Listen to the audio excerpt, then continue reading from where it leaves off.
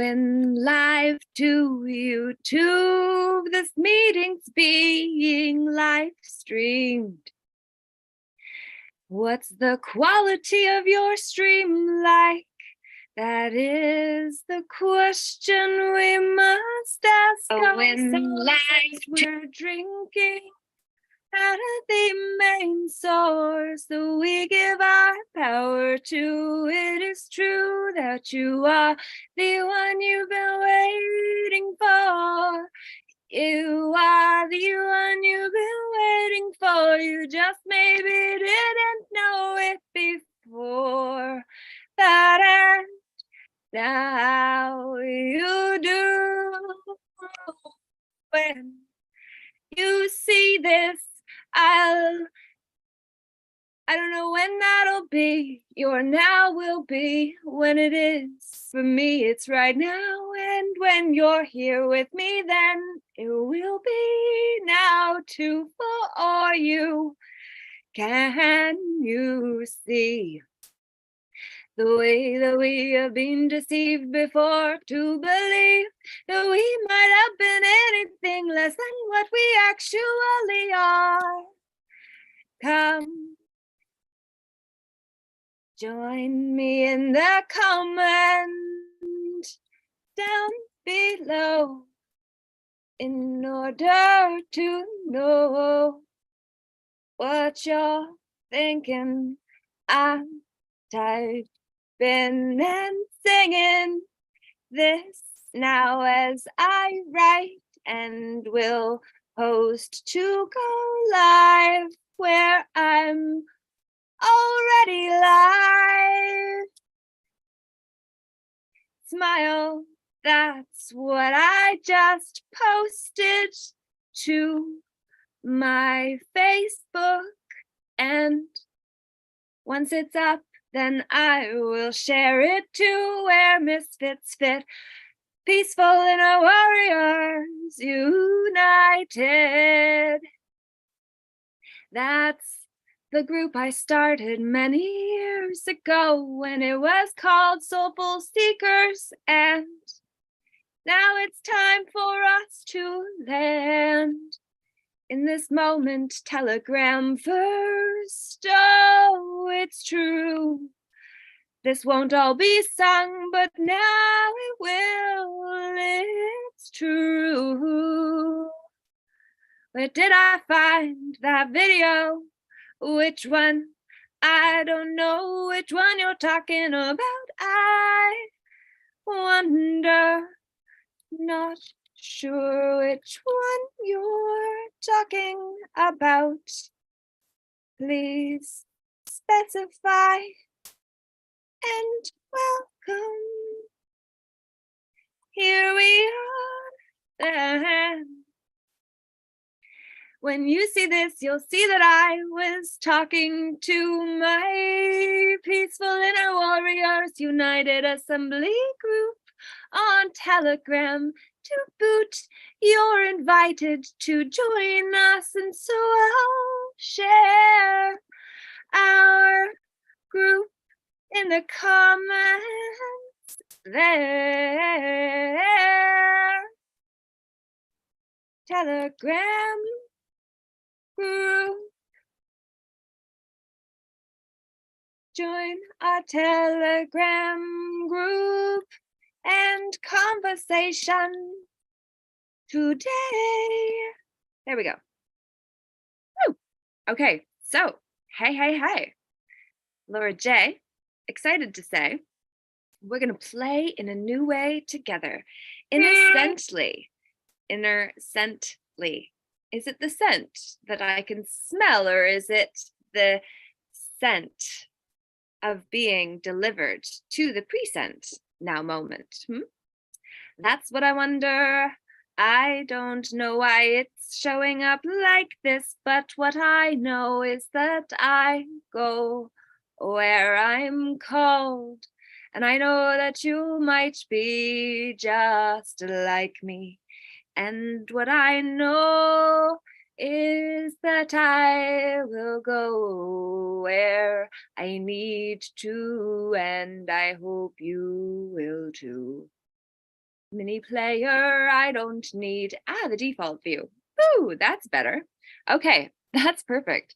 Sometimes you just have to get yourself reoriented, as I just did, as to when I started going live with you, and will say, now that all of that is out of the way, in 12 hours from now, I'll be 20 minutes into weaving stronger inner webs with those who are willing to show up for themselves fully.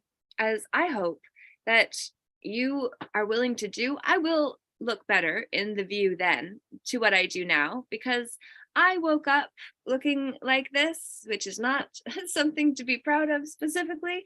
And yet I am not embarrassed or shameful in any way either.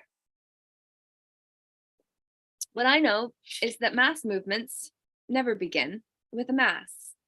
And so what I ask is for you to stand as king. Ask King the questions this year.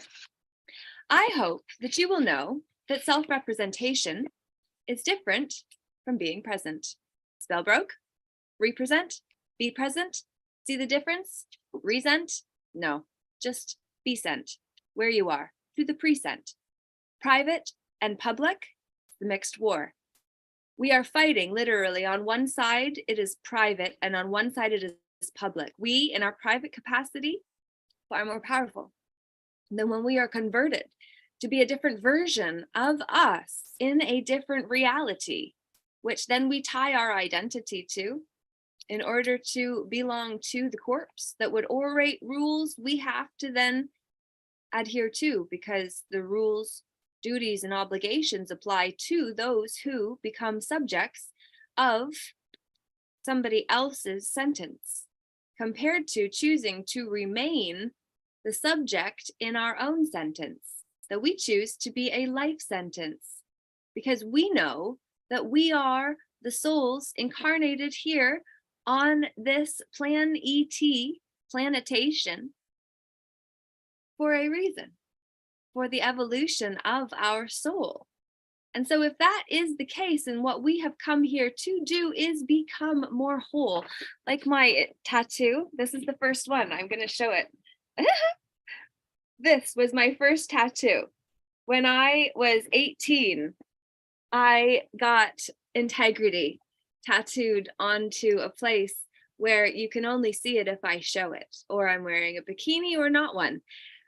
But ultimately, integrity was my first tattoo, and I got it on my dad's birthday, which I talk about in the epilogue of Fully Committed, the Sacred Sojourn of Now, which we are going to be using in the course this evening, that I will be starting at 8:30 p.m. I will not be sharing it to YouTube directly. What I will be doing is posting it to Patreon.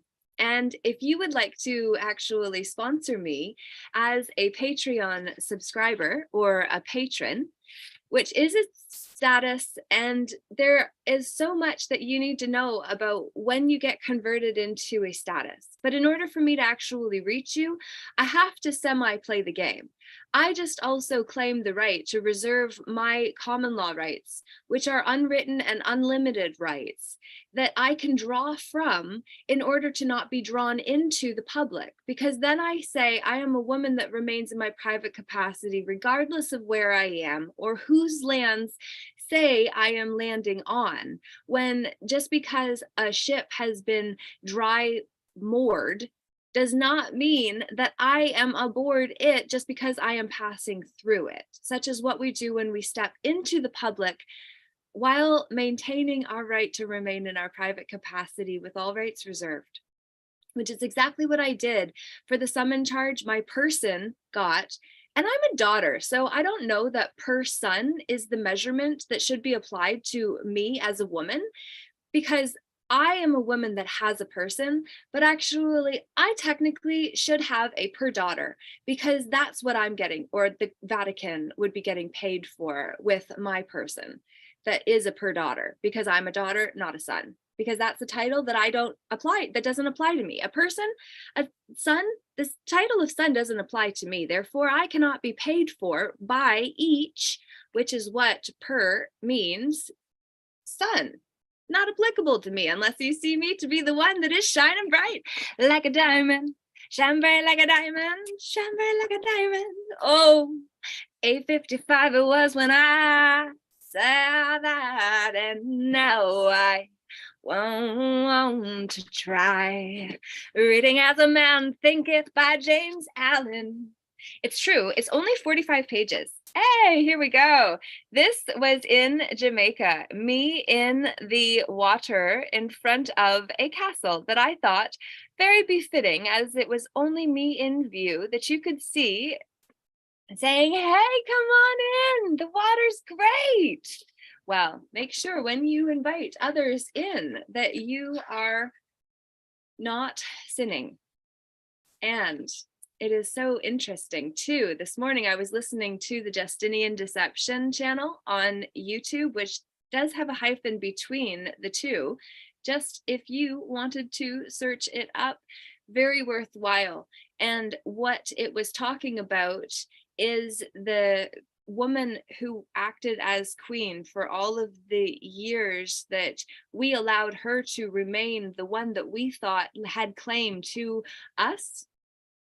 She doesn't, but ultimately, great to see you, Chad. And thanks for tuning in this morning, and everyone else too. Please do make sure you comment in those comments so that I know who you are, where you're from, what you're doing here, why you're showing up.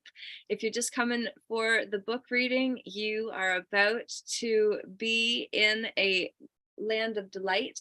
But sincere, the breakdown of it came from the Justinian Deception channel this morning.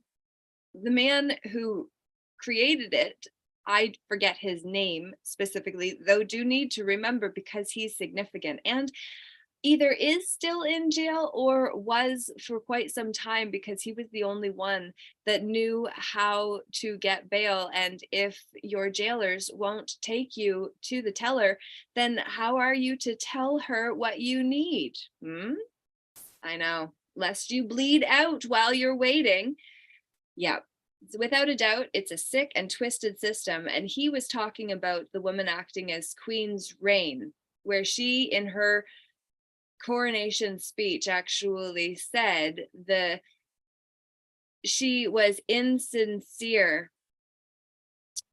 of something, of her pledge to the people as they were to her in trust, and that she would do her best. But ultimately, the languaging of it was said to be double talk, which means there was a space that wasn't acknowledged, so it sounded the same, but it wasn't. And so what she was actually talking about was the sin of searing or burning in the outer coating of those who were unsuspecting, with the innocence of the inner sense.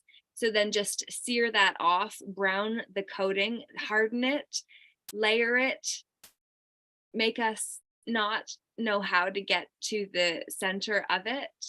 Yes.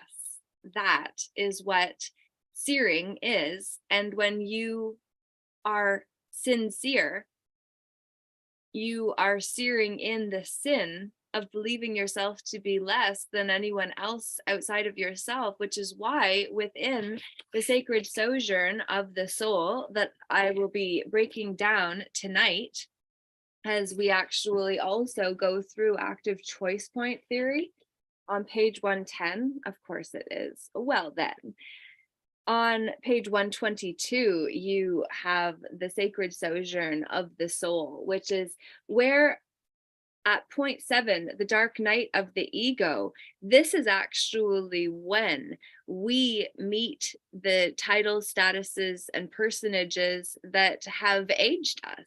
The person ages us, 222, yeah. You know, that's how long I've been on without you having been able to see me for that long, because my man called right beforehand and it was perfect, because then I got to connect with the one I love and be able to have that remedied, not remedied because there was an issue, but just because it's like we connected and love was exchanged. And now I'm free to remain standing in my power as I was then too, and just got a little extra boost of love without it being something of non-substance. Do you see how love is of substance?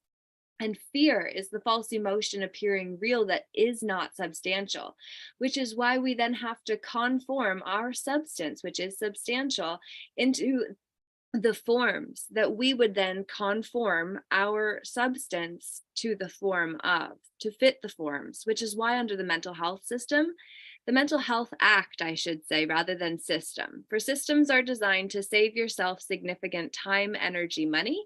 The system is designed to save itself at our expense because somebody has to get paid. Some body, is it a real body or is it a corporate body? Because there is also a corporeal body. And the corporate body is said to be the corporate body of the corpse that would orate and work through the men and women who work on behalf of it, trading our time, energy, effort, attention, and money to fuel the corpse, to orate on its behalf, assuming liability, responsibility, and accountability for the choice that we have to uphold the mandates of the corporations we are orating on behalf of, therefore becoming half of and assuming liability, accountability, and responsibility for. I've just said that twice. Therefore, I hope that repetition is how you are learning to really differentiate between what is real as a woman compared to what is a title that is fictitious, that we must be stripped of before then we go into the dark light fight of the soul, where we see that the higher we climb, the closer to the sun we get, the longer our shadow becomes. My friend, oh my, if I could tell you how fucked up I was when I experienced a higher level than I'd ever had before. I say the F word because it offers a hint of adulting or seriousness that an innocent child wouldn't say because we'd be afraid of getting in trouble, and I already did. I paid the price, 2.5 weeks of my life. I was locked under a act I didn't get paid to act in, which I believe I probably should get retroactive pay for, given they should never have demanded me go in. But I didn't know who I was, and I didn't know how powerful I am when I stand as the woman I am, rather than who a man or woman acting in a public position as a professional who would be said to be more because of the suit that he wears compared to me, who is real and would pay for the consequences that that choice made by him or her would impact me. For I would be the person I would be implied to be the person. I would be implied to be the surety for the person. That's what we all are. We're implied to be sureties for our person. We are not our person, but we'll be implied to be, because that's the equivalent of the double talk. We're the queen, the woman acting as queen, which means the woman that whose name was Victoria or Elizabeth, she stepped into the position of queen, and then now she is seeing, well, she's not seeing anything from her 3D self, but the soul is timeless. It's just like the water boiled in a kettle that then becomes steam, which is a transformation of form, transformation of substance that no longer has form. By taking the words, the walls down, the words have become walls that we have used to keep ourselves feeling safely separate. The Mental Health Act was the way that men and women were converted into persons that could then be deemed incapable and unable to speak for ourselves, which means dumb by definition. To be dumb is to be unable to speak for yourself. Therefore, you need to be represented. Represented means you are re-present. So you're not present firsthand, it's secondhand being present, representation. So when you are represented, that is when you see that any representation is not present. So recognize if there is a re before it, there's a repeat going on within it. So what is the repeating going to be focused on? These are the things that we have to be very clear about. And so without a doubt, what I wanted to do after we go through the big I of integration and see how the capitalizing of us is actually within the words and letters themselves, that we can turn into notices, because we then learn how to take up our pen to embody a new energetic signature where we see the difference between an autograph and a signature, where we see the difference between what is real and what is fictitious. The last name that does not serve us because it is owned by the Rome, the Vatican, the Vatican get stuck in if I don't know who I am, which is why I contribute this to you after all I have been through to learn it. Oh yeah, baby. Now we go. So, As a Man Thinketh. This is a book that I have heard referenced since 2011 when I joined the John Maxwell team, which is actually the man who quoted, "Mass movements never begin with a mass." It's true. It takes one. John C. Maxwell. And Mo. Mo was the one that made this, yo. I forget, but I know she was at the conferences where she then made these and added quotes to them and then got them reprinted and sold, and people got to take them home. It was very cool. Babe, think of it. If we want to, you do that. I think it'd be great.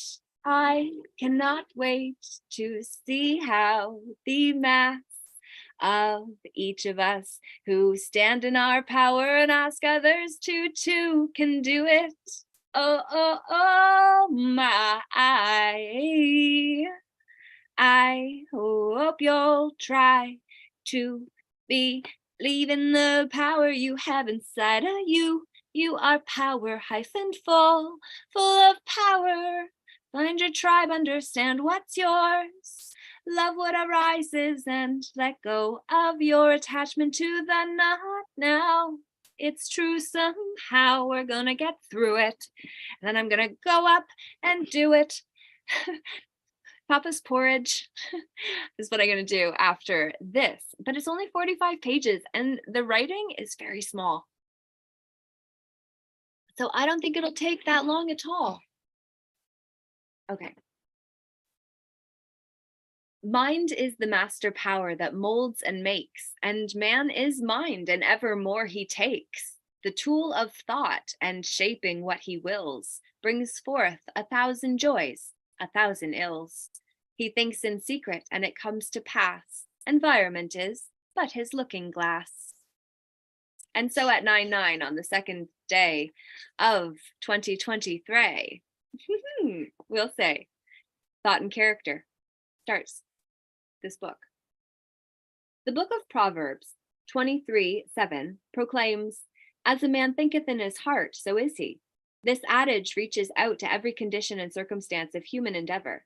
Each of us is literally what we think, our character being the complete sum of all our thoughts. As the plant springs from and could not be without the seed, so every one of our acts springs from the hidden seeds of thought and could not have appeared without them. This applies equally to those acts called spontaneous and unpremeditated as to those that are deliberately executed. Action is the blossom of thought, and joy and suffering are its fruits. Thus do we garner in the sweet and bitter harvest of our own plantings. We are what we think we are. If our mind has evil thoughts, we will suffer pain. If our thoughts are pure, joy will follow. Human growth is a natural phenomenon and not a creation by artifice. Cause and effect is as absolute and undeviating in the hidden realm of thought as in the world of visible and material things. A noble and godlike character is not a thing of favor or chance, but is the natural result of continuous effort and right thinking, the effect of long cherished association with godlike thought. An ignoble and bestial character, by the same process, is the result of the continued harboring of groveling thoughts. We are made or unmade by ourselves. By our thoughts, we forge the weapons by which we can destroy ourselves. Likewise, we also fashion the tools with which we build for ourselves heavenly mansions of joy and strength and peace. By the right choice and true application of thought, we ascend to the divine perfection. By the abuse and wrong application of thought, we descend below the level of the beast. Between these two extremes are all the grades of character. We are our own maker and master.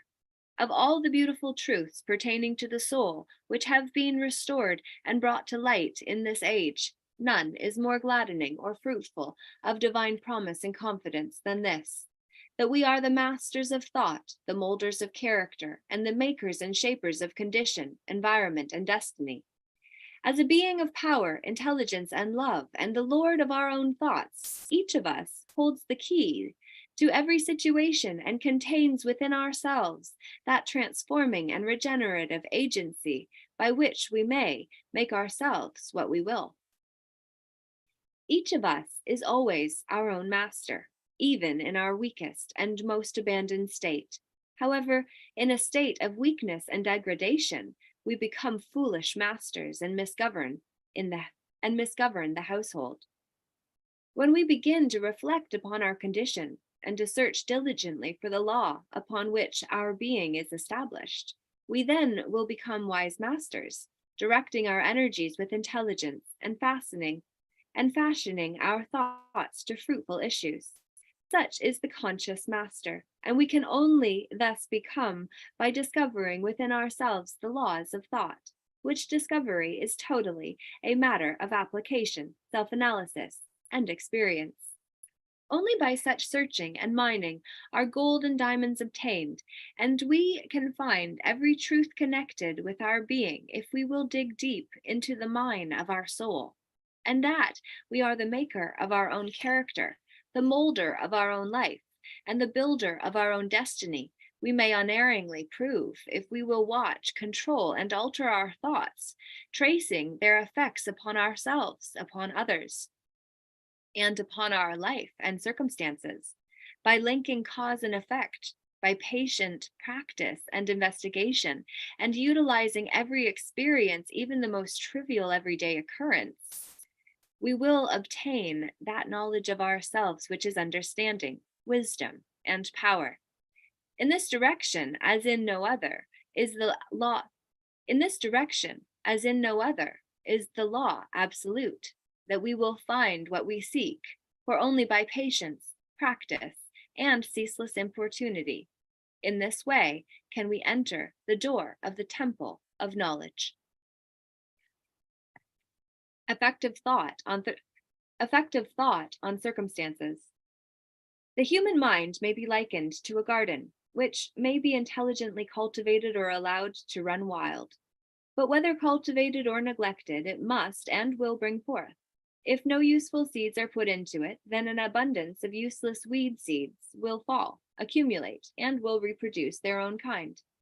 Just as the gardener cultivates the plot, keeping it free from weeds and cultivating the flowers and fruits which are required, so may we tend the garden of our mind, weeding out all the wrong, useless, and impure thoughts, and cultivating toward perfection the flowers and fruits of right, useful, and pure thoughts. By pursuing this process, we sooner or later discover that we are the master gardener of our souls.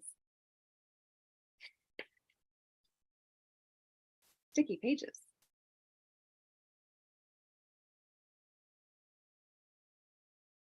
The director of our lives. This lesson also reveals within ourselves the laws of thought and enables us to understand with ever-increasing accuracy how the thought forces and mind elements operate in the shaping of our character, circumstances, and destiny.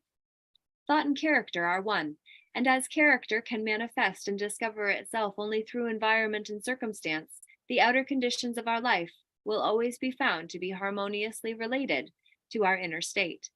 This does not mean that our circumstances at any given time are an indication of our entire character, but that those circumstances are so intimately connected with some vital thought element within ourselves that for the time being they are indispensable to our development.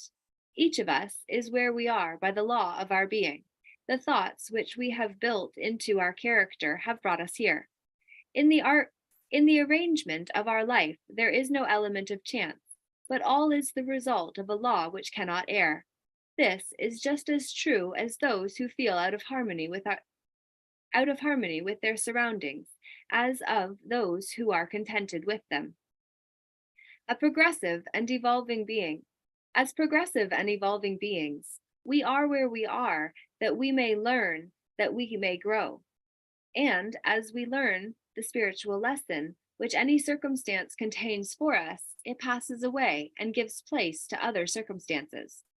We are buffeted by circumstances, so long as we believe ourselves to be the creature of outside conditions. But when we realize that we are a creative power and that we may command the hidden soil and seeds of our being out of which circumstances arise, we then become the rightful masters of ourselves. That circumstances grow out of thought, each of us who has for any length of time practiced self-control and self-purification knows. For we will have noticed that the alteration in our circumstances has been in exact ratio with our altered mental condition. So true is this that when we earnestly apply ourselves to remedy the defects in our character and make swift and marked progress, we pass rapidly through a succession of vicissitudes.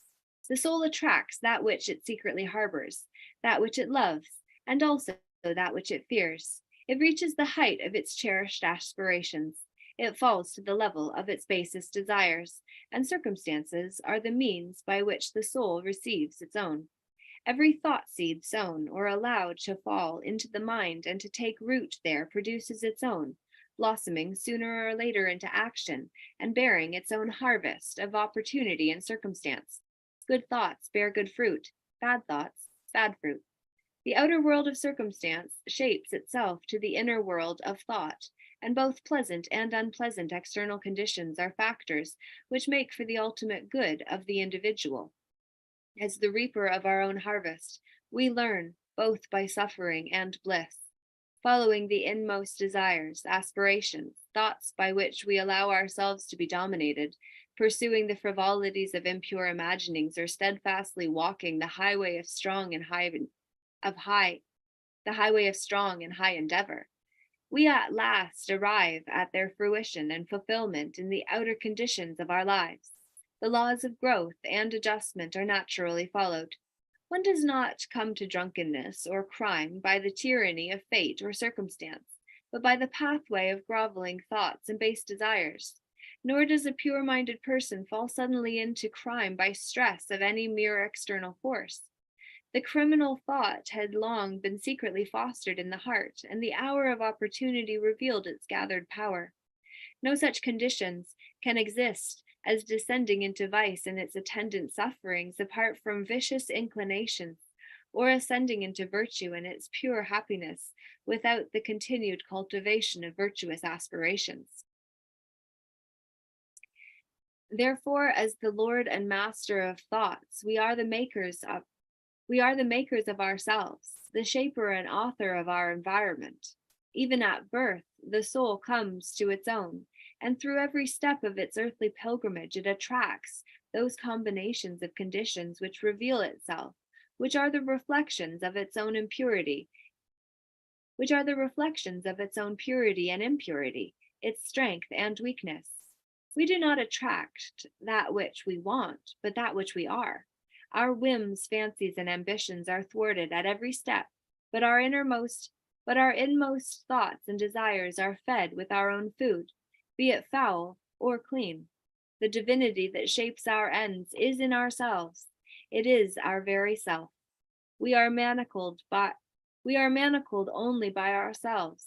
Thought and action are the jailers of fate. They imprison, being base. They are also the angels of freedom. They liberate, being noble. Not what we wish and pray for do we get, but what we justly earn. Our wishes and prayers are justified. Our wishes and prayers are gratified and answered only when they harmonize with our thoughts and actions. In the light of truth, what then is the meaning of fighting against circumstances? It means that we are continually revolting against an effect without, while at the same time we are it means that we are continually revolting against an effect without, while all the time we are nourishing and preserving its cause in our heart. That cause may take the form of a conscious vice or an unconscious weakness, but whatever it is, it stubbornly impedes the efforts of its processor. It stubbornly impedes the efforts of its possessor, and hence calls aloud for remedy. All of us are anxious to improve our circumstances, but are unwilling to improve ourselves. We therefore remain bound. People who do not shrink from self-crucifixion can never fail to accomplish the object upon which their hearts are set. This is true of earthly as of heavenly things. Even those whose sole object is to acquire wealth must be prepared to make great personal sacrifices before they can accomplish this object. And how much more so for those people who would realize a strong and well-poised life. For example, let's look at a man who is wretchedly poor. He is extremely anxious that his surroundings and home comforts should be improved. Yet all the time he shirks his work and believes himself justified in trying to deceive his employer on the ground of the insufficiency of his wages. Such a man does not understand the simplest rudiments of these principles, which are the basis of true prosperity, and is not only totally unfitted to rise out of his wretchedness, but is actually attracting to himself a still deeper wretchedness by dwelling in and acting out indolent, deceptive, and negative thoughts. Now let's look at a rich woman who is the victim of a painful and persistent disease as a result of gluttony. She is willing to give large sums of money to get rid of it, but will not sacrifice her gluttonous desires. She wants to gratify her taste for rich and unnatural foods and have her health as well. Such a woman is totally unfit to have health because she has not yet learned the first principles of a healthy life. Another example is an employer of labor who adopts crooked measures to avoid paying the regulation wage and, in the hopes of making larger profits, cuts the wages of his employees. Such a man is altogether unfitted for prosperity, and when he finds himself bankrupt, both as regards to reputation and riches, he blames circumstances, not knowing that he is the sole author of his condition. I have introduced these three cases merely as illustrative of the truth that each person is the causer, though nearly always unconsciously, of his or her circumstances, and that while perhaps aiming at a good end, that person is continually frustrating its accomplishment by encouraging thoughts and desires which cannot possibly harmonize with that end. Such cases could be multiplied and varied almost indefinitely, but this is not necessary, as you can trace the action of the laws of thought in your own mind and life, and until this is done, mere external facts cannot serve as a ground for reasoning. Circumstances, however, are so complicated, thought so deeply rooted, and the conditions of happiness vary so vastly with individuals that a person's entire soul condition cannot be judged by another from the external aspects of his or her life alone. A person may be honest in certain directions, yet suffer privations. Another may be dishonest in certain directions, yet acquire wealth. The usual conclusion, however, is that the one person fails because of his or her particular honesty, and that the other prospers because of that person's particular dishonesty. This is the result of a superficial judgment, which assumes that the dishonest person is almost totally corrupt, and the honest one is almost entirely virtuous. In the light of a deeper knowledge and wider experience, such judgment is found to be erroneous. The dishonest person may have some admirable virtues, which the other does not possess, and the honest person obnoxious vices, which are absent in the other. The honest person reaps the good results of honest thoughts and acts, but also is the cause of the sufferings which his or her vices produce. The dishonest person likewise garners suffering and happiness. It is pleasing to human vanity to believe that people suffer because of their virtues, but not until every sickly, bitter, and impure thought from their minds has been extirpated from their minds, and every sinful stain washed from their souls, can they be in a position to know and declare that the sufferings are the result of their good and not of their bad qualities. On the way to, yet long before, that supreme perfection has been reached, such people will have experienced the great law, which is absolutely just, and which cannot therefore give good for evil, evil for good. Possessed of such knowledge, they will then know, looking back upon their past ignorance and blindness, that each of their lives is and always was justly ordered, and that all their past experiences, good and bad, were the equitable outworking of this evolving yet unevolved self.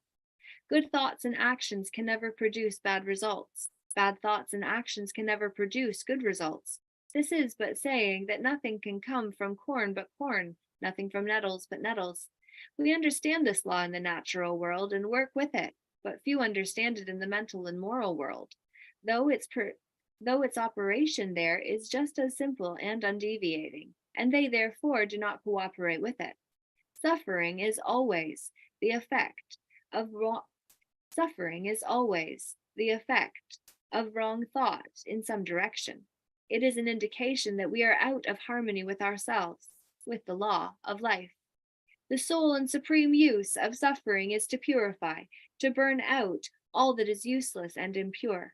Suffering ceases for those who are pure. Suffering ceases for those who are pure. There could be no object in burning gold after the dross has been removed, and a perfectly pure and enlightened being could not suffer. The circumstances we encounter with suffering are the result of our own lack of mental harmony. The circumstances we encounter with blessedness are the result of our own mental harmony. Blessedness, not material possessions, is the measure of right thought. Wretchedness, not lack of material possessions, is the measure of wrong thought. We may be cursed and rich. We may be blessed and poor. Blessedness and riches are joined together only when the riches are rightly and wisely used, and the poor person descends into wretchedness only when his or her lot is regarded as a burden unjustly imposed. Indignance and indulgence are the two extremes of wretchedness. They are both equally unnatural and the result of mental disorder. We are not rightly conditioned until we are happy, healthy, and prosperous. Happiness and health and prosperity.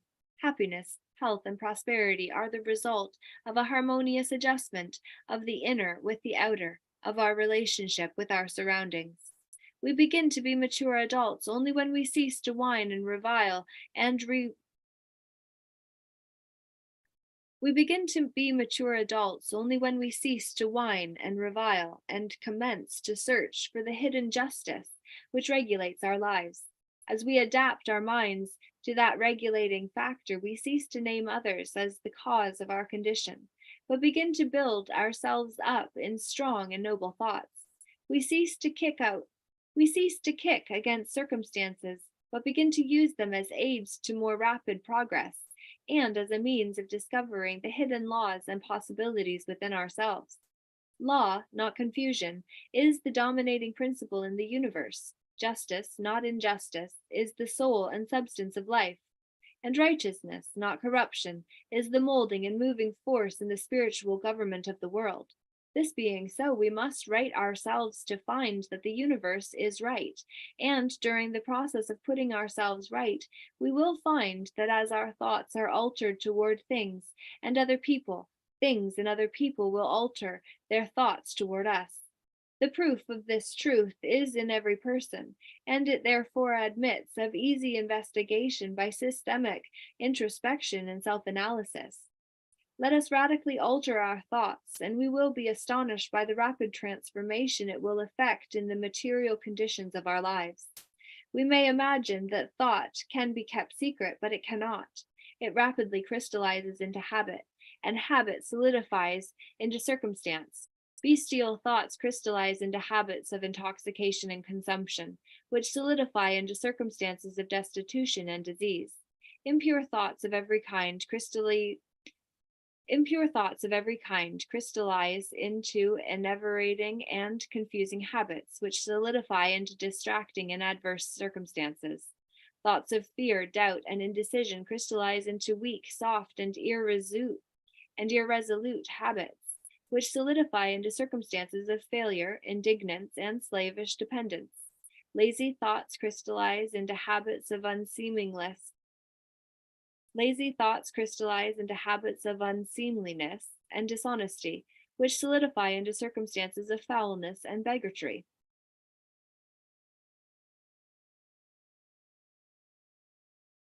Hateful and condemnatory thoughts crystallize into habits of, oh my gosh, these are like a whole bunch of big words all in one, all in one line, in one sentence. Life sentence, death sentence, simple sentence. Are you the subject in the sentence, or are you the subject of someone else's sentence? That's what we got to ask. Selfish thoughts of all kinds crystallize into habits of self-seeking, which solidify into circumstances. Oh, I didn't go. Okay, sorry. Okay, I'm back. Here we are. Hateful and condemnatory thoughts crystallize into habits of accusation and violence, which solidify into circumstances of injury and persecution. Selfish thoughts of all kinds crystallize into habits of self-seeking, which solidify into circumstances more or less distressing. On the other hand, beautiful thoughts of all kinds crystallize into habits of grace and kindliness, which solidify into genial and sunny circumstances. Pure thoughts crystallize into habits of temperance and self-control, which solidify into circumstances of repose and peace. Thoughts of courage, self-reliance, and decision crystallize into strong habits, which solidify into circumstances of success, plenty, and freedom. Energetic thoughts crystallize into habits of cleanliness and industry, which solidify into circumstances of pleasantness. Gentle and forgiving thoughts crystallize into habits of gentleness, which solidify into protective and preservative circumstances. Loving and unselfish thoughts crystallize into habits of self-forgetfulness, Loving and unselfish thoughts crystallize into habits of self-forgetfulness for others, which solidify into circumstances of sure and abiding prosperity and true riches. A particular train of thought persisted in, whether it is good or bad, cannot fail to produce its results on the character and circumstances. We cannot directly choose our circumstances, but we can choose our thoughts, and so indirectly yet surely shape our circumstances. Nature helps us to the gratification of encouraging thoughts, and opportunities are presented which will most speedily bring to the surface both the good and evil thoughts. Let us cease from our sinful thoughts, and all the world will soften toward us and be ready to help us. Put away weak and sickly thoughts, and opportunities will spring up on every hand to aid our strong resolves. Encourage good thoughts, and no hard fate will drag us down to wretchedness and shame. The world is our kaleidoscope, and the varying combinations of colors which at every succeeding moment it presents to us are the exquisitely adjusted pictures of our ever-moving thoughts.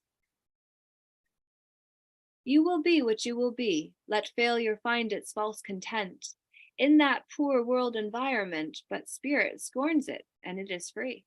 It masters time, it conquers space, it cows the boastful trickster chance, and bids the tyrant circumstance uncrown and fill a servant's place. The human will, that force unseen, the offspring of a deathless soul, can hew a way to any goal, through walls of granite intervene. But be not impatient in delay, but wait as one who understands. When spirit rises and commands, the gods are ready to obey. Ella Wheeler Wilcox. All right, we're literally halfway there. 23 pages out of 45. We can do this, guys. 20 more pages. Let's do it quickly. Effect on, oh, by the way, if you haven't shared this message with somebody that would benefit from hearing As a Man Thinketh, how their thoughts are powerful on the second day of a brand new year, please share this with at least 3 friends. Just send them to 3 private messages and know that I am grateful and they will be too. You can tell them when the reading starts if you don't want them to have to listen to the song, but the song is infused with activations of joy that might just tickle their heartstrings. So that is the method I deploy in order to help the convoy of hope up the mountain of awareness. So, an alternative perspective with yours truly, Laura J., of the family Hamilton, but no longer do I say my last name, for it is the only part that is legal within my name, which is bound to a fiction.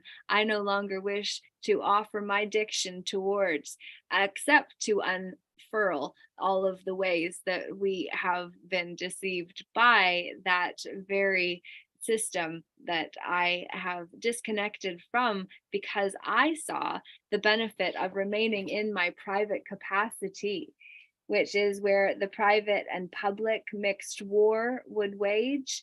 Omerta is the energetic pattern I tuned into when I realized the system was corrupt and the ones that I needed to talk to were in on it and I didn't know who to talk to. And I see how that is literally on a wider scale what is happening within the world of professionals who know what is happening is not all right. Even the status of taxpayer, for instance, doesn't apply to us if we don't work for the corpse that is orating the rules that are said to apply for us. But if we don't know how to contest a status, then we lose the contest.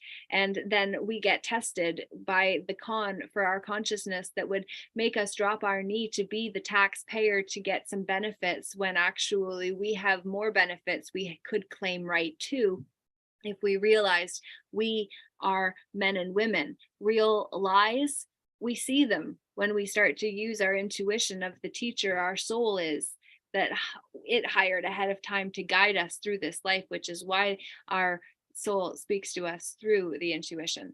The hair computer virus, if you saw on that page, very fascinating. I'd look it up if I were you. It is the demon emperor Harry Krishna Hair or Harry is the note that comes on the screen when the computers crashed in 96, 95 timeframe. It was a virus that affected the DOS computer system. So I tied that to the snowshoe hair virus, HIV, and then certificate of VEX, ID, death, AI for the 1 and 9 of COVID-19.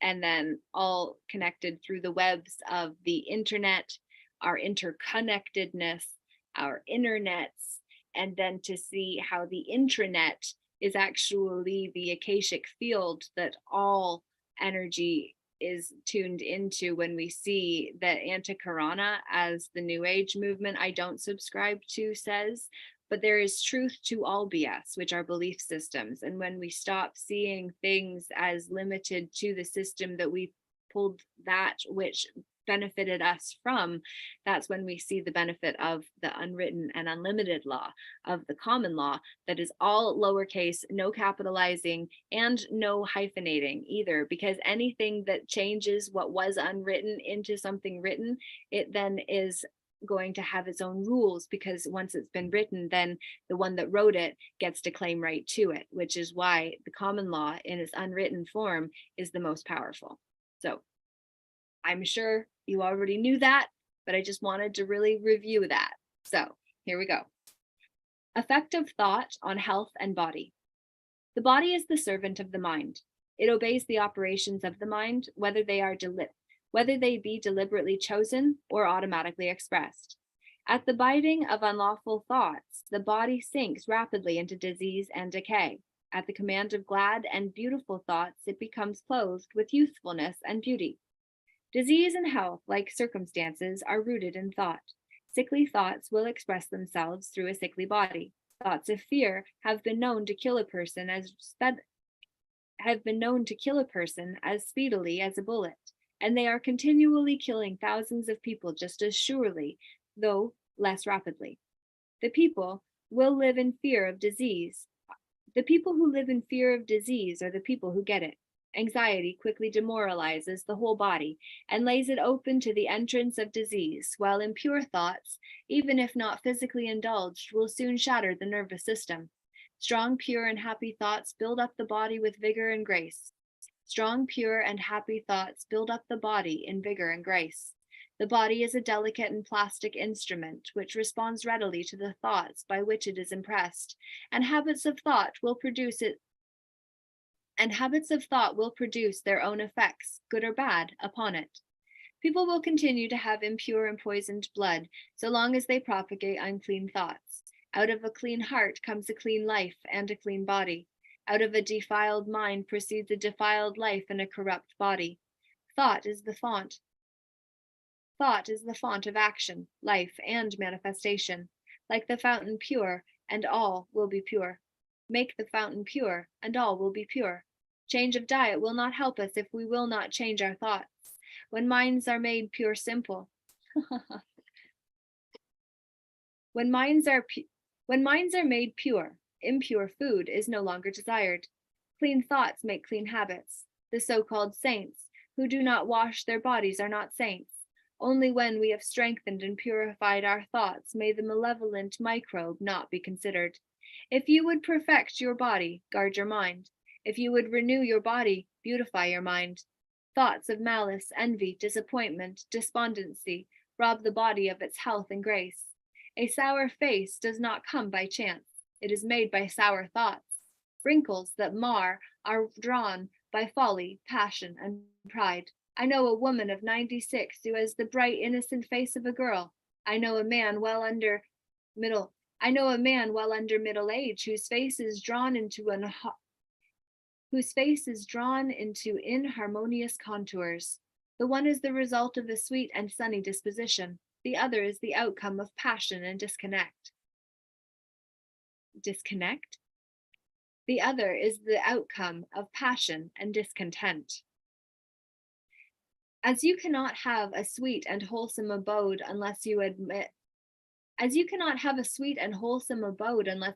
the air and sunshine freely into your rooms, so a strong body and a bright, happy, or serene countenance can only result from the free admittance into the mind of thoughts of joy and goodwill and serenity. On the faces of the aged there are wrinkles made by sympathy, others by strong and pure thoughts, and others are carved by passion. Who cannot distinguish them? With those who have lived righteously, age is calm, peaceful, and softly mellowed, like the setting sun. I have seen a philosopher on his deathbed. He was not old except in years. He died as sweetly and peacefully as he had lived. There is no physician like cheerful thought for dissipating the ills of the body. There is no comforter to compare with goodwill for dispersing the shadows of grief and sorrow. To live continually in thoughts of ill will, cynicism, suspicion, and envy is to be confined in a self-made prison hole. But to think well of all, to be cheerful with all, to patiently learn to find the good in all, such unselfish thoughts are the very portals of heaven, and to dwell day by day in thoughts of peace toward every creature will bring abounding peace to their possessor.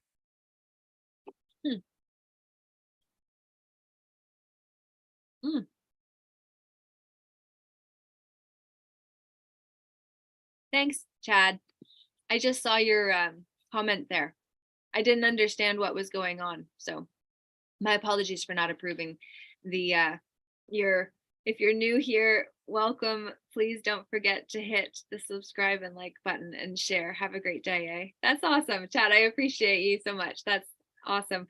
And also a great little reminder too, if you say don't forget, and we live in a universe that doesn't differentiate negatives, when your emphasis is on forgetting, that's where the emphasis of your spell, the wish that you have sent, was actually going. So instead of don't forget, it's important to shift in your own mind, remember. So instead of saying that, you say, remember to hit the subscribe and like button and share. Please and thank you. Very much appreciated. Yay. So remember to do this instead of what we don't want, because that means our emphasis will be on that which we don't want, because the universe only gives us the focus of our desire, which it doesn't hear the don't. So it just gives us what we want. Don't want, want. So yay, thought and purpose. We're getting there, guys. And then serenity is, oh, vision and ideas. So I think we've got 3 chapters left, but it's not very many. We can do it. I got to admit, I am really kind of not wanting to in this moment, but maybe after a swig of coffee. Yee! No, I'm just kidding. Okay. Thought and purpose. Until thought is linked with purpose, there is no intelligent accomplishment. With the majority, the ship of thought is allowed to drift upon the ocean of life. Aimlessness is a vice, and such drifting must not continue for those who would steer clear of catastrophe and destruction. They who have no central purpose in their life fall an easy prey to petty worries, fears, troubles, and self-pitying, all of which are indications of weakness which lead, just as surely as deliberately planned sins, though by a different route, to failure, unhappiness, and loss. For weakness cannot persist in a power-evolving universe. We should conceive of a legitimate purpose in our hearts and set out to accomplish it. We should make this purpose the centralizing point of our thoughts. It may take the form of a spiritual ideal, or it may be a worldly object according to our nature at the time. But whichever it is, we should steadily focus our thought forces upon the object which we have set before us. We should make this purpose our supreme duty, and should devote ourselves to its attainment, not allowing our thoughts to wander away into ephemeral fancies, longings, and imaginings. This is the royal road to self-control and true concentration of thought. Even if we fail again and again to accomplish our purpose, as we necessarily must until weakness is overcome, the strength of character gained will be the measure of our true success, and this will form a new starting point for future power and triumph. Those who are unprepared for the comprehension of a great purpose should fix their thoughts upon the faultless performance of their duty, no matter how insignificant their task may appear. Only in this way can the thoughts be gathered and focused and resolution and energy be developed, through which there is nothing that may not be accomplished. Only in this way can the thoughts be gathered and focused and resolution and energy be developed, through which there is nothing that may not be accomplished. The weakest soul, knowing its own weakness and believing this truth, that strength can only be developed by effort and practice, will thus believing at once begin to exert itself, and adding effort to effort, patience to patience, and strength to strength, will never cease to develop and will at last grow divinely strong. As physically weak people can make themselves strong by careful and patient training, so people of weak thoughts can make their thoughts strong by exercising themselves in right thinking. To put away aimlessness and weakness, and to begin to think with purpose, is to enter the ranks of those strong ones who recognize failure only as one of the pathways to attainment, who make all conditions serve them, and who think strongly, attempt fearlessly, and accomplish masterfully. Having conceived of our purpose, we should mentally make out a straight pathway to its achievement, looking neither to the right nor the left. Doubts and fears should be rigorously excluded. They are disintegrating elements. They are disintegrating elements which break up the straight line of effort, rendering it crooked, ineffectual, useless. Thoughts of doubt and fear never accomplish anything and never can. They always lead to failure. Purpose, energy, power to do, and all strong thoughts cease when doubt and fear creep in. The will to do springs from the knowledge that we can do. Doubt and fear are the great enemies of knowledge, and those who encourage them, who do not slay them, thwart themselves at every step. When we have conquered doubt and fear, we have conquered failure. Our very thoughts are alive with power, and all difficulties are bravely met and wisely overcome. Our purposes are seasonably planted, and they bloom and bring forth fruit that does not fall prematurely to the ground. Thought allied fearlessly to purpose becomes creative force. Once we know and accept this, thought allied fearlessly to purpose becomes creative force. Once we know and accept this, we are ready to become something higher and stronger than a mere bundle of wavering thoughts and fluctuating sensations. Once we apply this in our lives, we become the conscious and intelligent wielder of our mental powers. Interesting. I don't know what's going on here.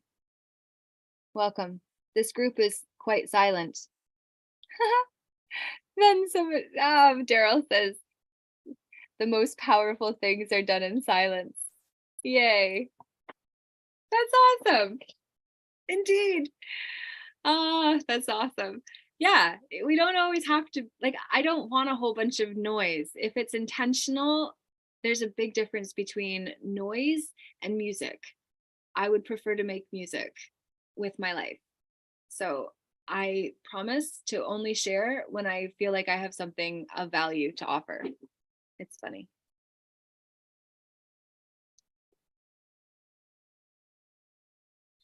Yes.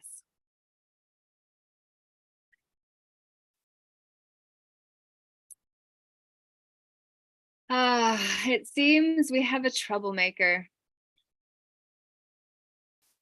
I am doing a life at the moment, reading James Allen's As a Man Thinketh.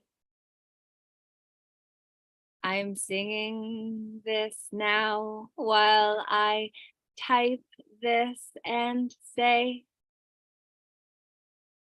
noise and music are not the same nor equal, and here we ask that music be shared from the heart.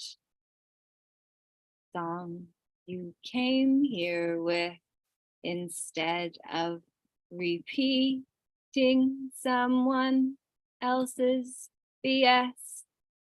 By that I mean belief system, which you will soon hear more of. And if you wish to see what's come before you joined, then read up. There's great value here, but bullying or pressure to perform is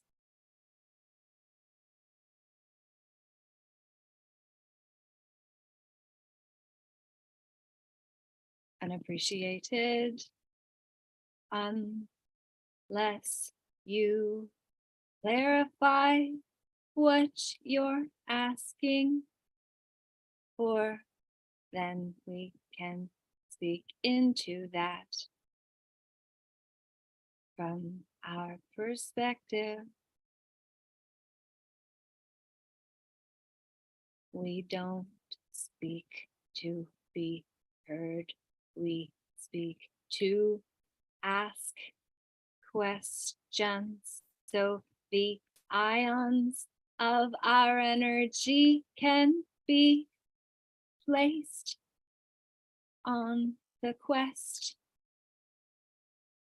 for the answer that we ask as king, because we see the power of asking questions. You see, Ha ha! I sent it at 9:55. Woohoo! I am doing alive. It's true. This is the one.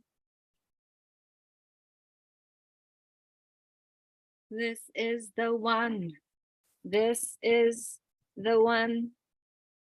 You'll have heard me sing that as I wrote it here. And now I'll get back to reading the final 2 chapters of a fabulous book. Very relevant too.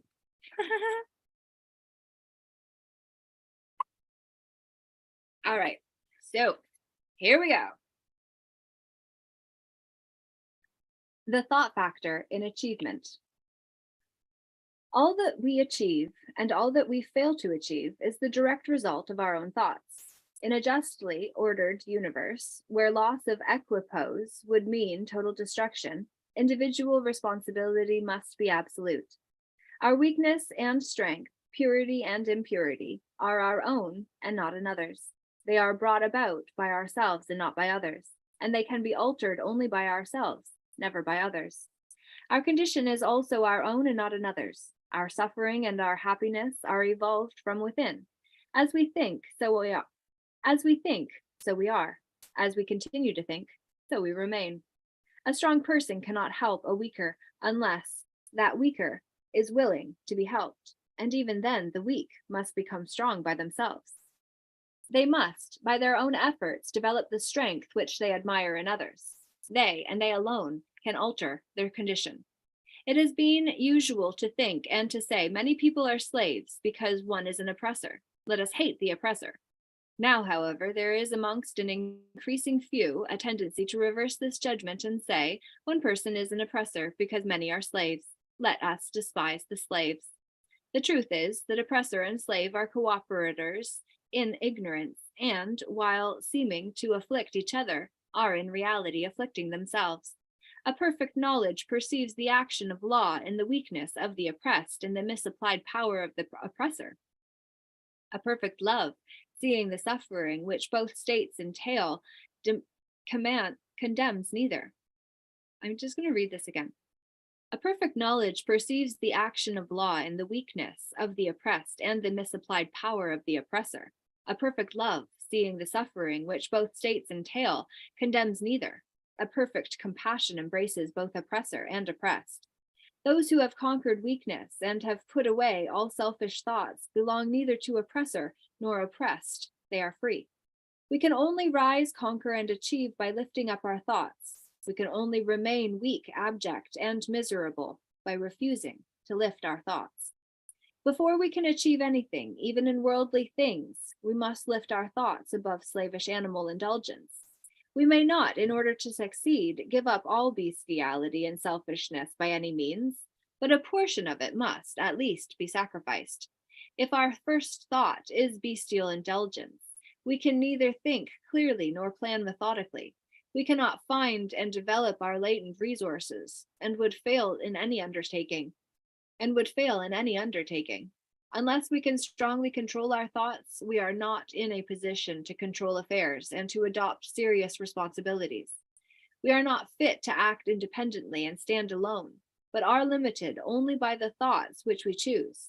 There can be no progress, no achievement without sacrifice, and our worldly success will be in the measure that we sacrifice our confused animal thoughts and fix our mind on the development of our plans and the strengthening of our resolution.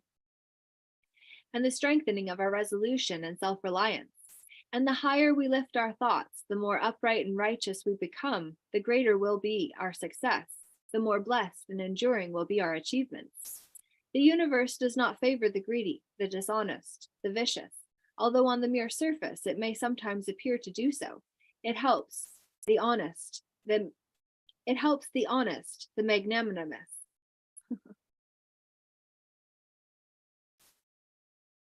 The universe does not favor the greedy, the dishonest, the vicious, although on the mere surface it may sometimes appear to do so.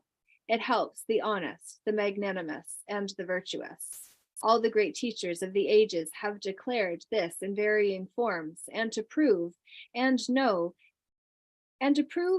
it, we have but to persist in making ourselves more and more virtuous by lifting up our thoughts.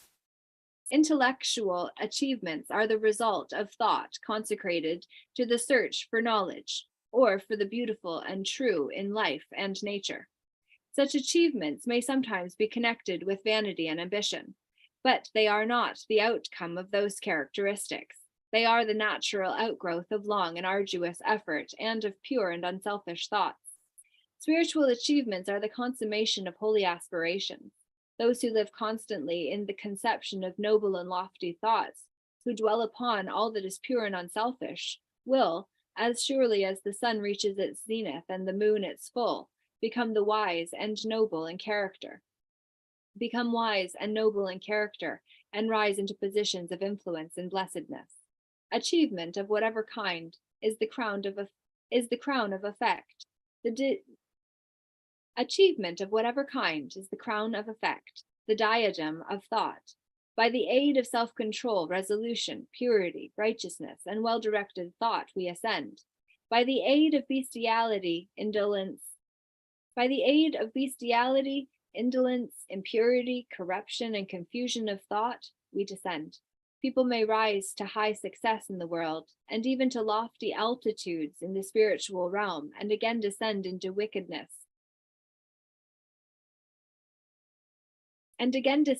weakness and wretchedness, by allowing arrogance, selfishness, and corrupt thoughts to take possession of them. Victories attained by right thought can only be maintained by watchfulness. Many give way when success is assured, and rapidly fall back into failure. All achievements, whether in the business, intellectual, or spiritual world, are the result of definitely directed thought, are governed by the same law, and are of the same method. The only difference lies in the object of attainment. They who would accomplish little must sacrifice little. They who would achieve much must sacrifice much. They who would attain highly must sacrifice greatly. Amen. All right, we're coming to the end, guys. Woo! Almost there. Da-na-na-na-na-na. Visions and ideals. The dreamers are the saviors of the world. As the visible world is sustained by the invisible, so we, through all our trials and sins and sordid vocations, are nourished by the beautiful visions of our solitary dreamers.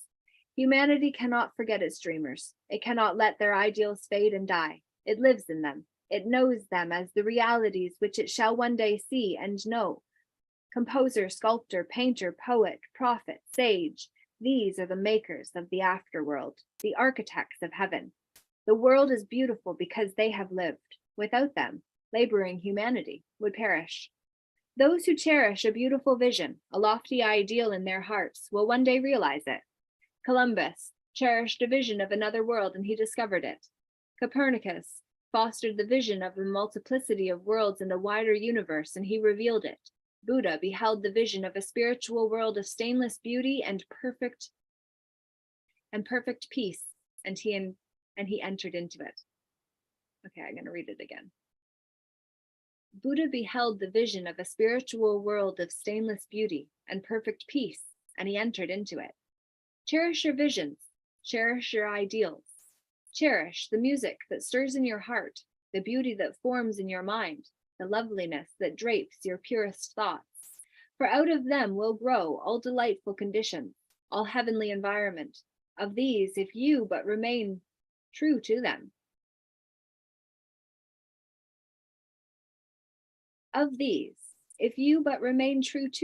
Your world will at least be built. To desire is to obtain, to aspire is to achieve. Shall our basest desires receive the fullest measure of gratification and our purest aspirations starve for lack of sustenance? Such is not the law. Such a condition of things can never obtain. Ask and receive. Dream lofty dreams, and as you dream, so shall you become. Your vision is the promise of what you shall one day be. Your ideal is the prophecy of what shall Your ideal is the prophecy of what you shall at last unveil. The greatest achievement was at first and for a time a dream. The oak sleeps in the acorn, the bird waits in the egg, and in the highest vision of the soul a waking angel stirs. Dreams are the seedlings of realities. Your circumstances may be uncongenial, but they shall not long remain if you but perceive an ideal and strive to reach it. You cannot travel within and stand still without. Think of a youth hard pressed by poverty and labor, confined long hours in an unhealthy workshop, unschooled and lacking all the arts of refinement, but he dreams of better things. He thinks of intelligence, of refinement, of grace and beauty. He conceives of mentally builds up an ideal condition of life. The vision of a wider liberty and a larger scope takes possession of him. Unrest urges him to action, and he utilizes all his spare time and means, small though they are, to the development of his latent powers and resources, as I have. Very soon, so altered has his mind become that the workshop can no longer hold him. It has become so out of harmony with his mentality that it falls out of his life as a garment is cast aside, and with the growth of opportunities which fit the scope of his expanding powers, he passes out of it forever. Years later, we see this youth as a full-grown man. We find him a master of certain forces of the mind, which he wields with worldwide influence and almost unequaled power. In his hands, he holds the cords of gigantic responsibilities. He speaks and lives. He speaks and lives are changed. Men and women hang upon his words and remold their characters, and sunlike, he becomes the fixed and luminous center round which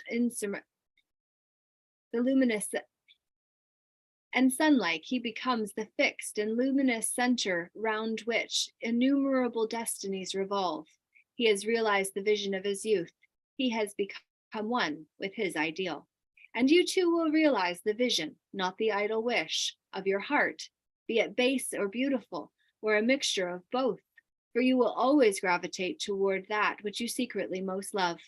Into your hands will be placed the exact results of your own thoughts. You will receive that which you earn, no more, no less. Whatever your present environment may be, you will fall, remain, or rise with your thoughts, your vision, your ideal. You will become as small as your controlling desire, as great as your dominant aspiration. In the beautiful words of Stanton Kirkham Davis, you may be keeping accounts, and presently you shall walk out the door that for so long has seemed to you the barrier of your ideals, and shall find yourself before an audience, the pen still behind your ear, the ink stains on your fingers, and then and there shall pour out the torrent of your inspiration. You may be driving sheep, and you shall wander to the city. You may be driving sheep, and you shall wander to the city, bucolic and open-mouthed, shall wander under the intrepid guidance of the Spirit into the studio of a great master. After a time, this master shall say, I have nothing more to teach you.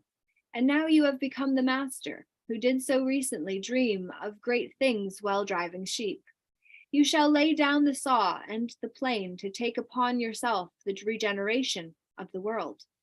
The thoughtless, the ignorant, the indolent, seeing only the apparent effects of thoughts and not the things themselves, talk of luck, of fortune, and of chance.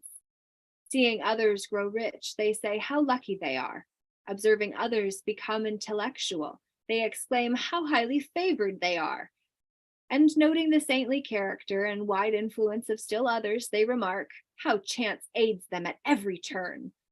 They do not see the trials and failures and struggles which these people have voluntarily encountered in order to gain their experience, have no knowledge of the sacrifices they have made or the undaunted efforts they have put forth, of the faith they have exercised, that they might overcome the apparently insurmountable and realize the vision of their heart. They do not know the darkness and the heartaches. They only see the light and joy and call it luck. They do not see the long and arduous journey, but only behold the pleasant goal and call it good fortune. They do not understand the process, but only perceive the result and call it chance. In all human affairs, there are efforts and there are results, and the strength of effort is the measure of the result. This is not mere chance. Gifts, powers, materials, material, intellectual, and spiritual possessions are the fruits of effort. They are thoughts completed, objects accomplished, visions realized. The vision that you glorify in your mind, the ideal that you enthrone in your heart, this you will build your life by. This you will become. Serenity. Calmness of mind is one of the beautiful jewels of wisdom. It is the result of long and patient effort in self-control. Its presence is an indication of ripened experience and of a more than ordinary knowledge of the laws and operations of thought. We become calm in the measure that we understand ourselves as thought-evolved beings, for such knowledge necessitates the understanding of others as the result of thought. And as we develop a right understanding and see more and more clearly the internal relations of things by the action of cause and effect, we cease to fuss and fume and worry and grieve and remain poised, steadfast, serene. Calm people, having learned how to govern themselves, know how to adapt themselves to others, and they in turn reverence their spiritual strength and feel that they can learn from them and rely upon them. The more tranquil we become, the greater is our success, our influence, and our power for good. Even ordinary merchants will find business prosperity increase as they develop a greater self-control and equanimity.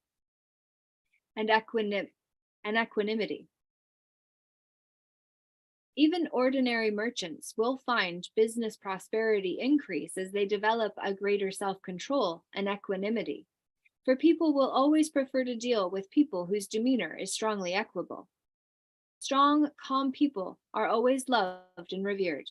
They are like a shade-giving tree in a thirsty land, or a sheltering rock in a storm. Who does not love a tranquil heart, a sweet-tempered, balanced life? It does not matter whether it rains or shines or what changes come to those possessing these blessings, for they are always sweet, serene, and calm. That exquisite poise of character, which we call serenity, is the last lesson of culture.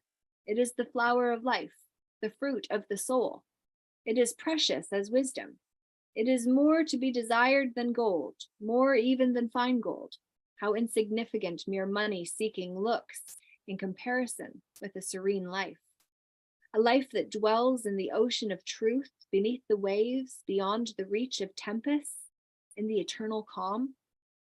How many people we know who sour their lives, who ruin all that is sweet and beautiful by explosive tempers, who destroy their poise of character and make bad blood. It is a question whether the great majorities of people do not ruin their lives and mar their happiness by lack of self-control. How few people we meet in life who are well balanced, who have that exquisite poise which is characteristic of the finished character. Yes, humanity surges with uncontrolled passion, is tumultuous with ungoverned grief, is blown about by anxiety and doubt. Only those whose thoughts are controlled and purified make the winds and the storms of the soul obey them. Tempest-tossed souls, wherever you may be, under whatsoever conditions you may live, know this. In the ocean of life, the isles of blessedness are smiling, and the sunny shore of your ideal awaits your coming. Keep your hand firmly upon the helm of thought. In the bark of your soul reclines the commanding master.